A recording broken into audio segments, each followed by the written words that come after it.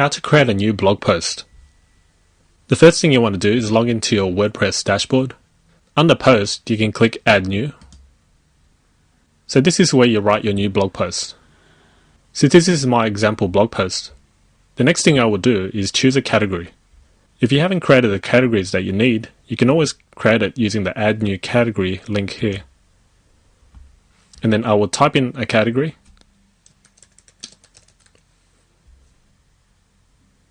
And click Add New Category. And you can see now it's selected. So this blog post will fall under golf tips. Once you're happy with your blog post, you can either save the draft, preview it, or publish it.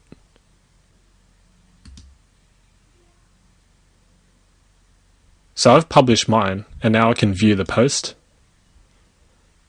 And this is what it looks like. So in my categories section here, you can see golf tips. If I click golf tips category, you can see all the blog posts which are related to golf tips. If I click on all posts, I can see all the blog posts which I've created.